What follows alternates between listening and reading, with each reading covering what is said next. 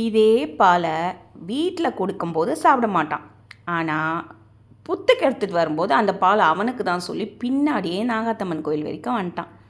இவனுக்கு நாகாத்தம்மன் கோயில் மரம் ரொம்ப பிடிக்கும். ஏன்னா அங்கே நிறைய பூச்சிகள் அதெல்லாம் இருக்கும். அதை இவர் வேட்டையாடி சாப்பிடுவார். அதனால் நான் இல்லைனாலும் போவார். இன்றைக்கி நான் எடுத்துகிட்டு வந்த பால் இவருக்கு நினச்சி என் பின்னாடியே வந்தார்.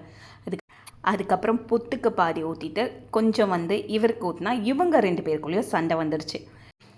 நம்ம வீட்டில் பன் பட்டர் ஜாம் இதெல்லாம் வாங்குவோம். சரி இவன் பன்னு சாப்பிடுவான்னு சொல்லிவிட்டு அந்த பைரவருக்கு பன்னு எடுத்துகிட்டு வந்தால் அவன் பன்னு சாப்பிடல. சரி அதை தூக்கி காக்காக்கு வச்சாச்சு. அதுக்கப்புறம் இவர் ரொம்ப ரெகுலராக வர ஆரம்பிச்சிட்டார். முன்னே இருந்தவர் வேறு, அவர் வரதில்ல. இப்போ இவர் புதுசாக வரார். வர வர 3 பேர் நம்மளை சுற்றி வராங்க. யார் என்றைக்கு நம்மளை கீழே தள்ளி விட போகிறாங்கன்னு தெரியவே இல்லை.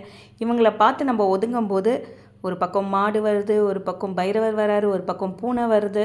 இந்த மாதிரி இவங்களை நினச்சி நாங்கள் பயந்து நானும் என் பொண்ணும் என்றைக்கு கீழே விழ போகிறோன்னு தெரியல. வர வர இவங்கெல்லாம் எங்கள் தோஸ்ட் ஆகிட்டு போயிட்டுருக்காங்க. ஒருத்தருக்கு 2 பேர் ஆனாங்க, 2 பேருக்கு இப்போ 3 பேர் ஆகிட்டாங்க. அதுக்கப்புறம் இவருக்கு பிஸ்கெட் கீழே இறங்கி போடுறது தானேன்னு கேட்கலாம். இப்போ தான் மாடி ஏறி வந்தேன். எனக்கு ஆல்ரெடி மூட்டு வலி பிரச்சனை இருக்கிறதுனால மாடியிலேருந்தே போட்டேன். அந்த பிஸ்கெட் நெய் பிஸ்கெட்டுன்றதுனால மோப்பம் பிடிச்சி கண்டிப்பாக அதை கீழே விழும்போது உடஞ்சாலும் அந்த பைரவர் அதை கரெக்டாக கேட்ச் பண்ணி சாப்பிட்டுடுறாரு. 2 பிஸ்கெட் போட்டால் அவருக்கு பத்தலை. அவர் வாலாட்டினதுனால மறுபடியும் கேட்குறாருன்னு தெரிஞ்சு மறுபடியும் பிஸ்கெட் எடுத்து போட்டேன்.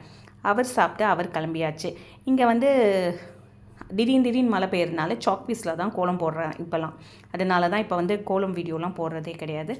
2 பிஸ்கெட் சாப்பிட்டதுக்கப்புறமா அவருக்கு பசியாரில் மறுபடியும் 2 பிஸ்கெட் எடுத்துகிட்டு போட்டுட்டு இதுக்கு மேலே நின்னா வேலைக்கு ஆகாதுன்னு சொல்லிவிட்டு பாய் சொல்லி கிளம்பியாச்சு. அவரும் புரிஞ்சுக்கிட்டு அவரும் நம்ம வீட்டை விட்டு கிளம்பியாச்சு.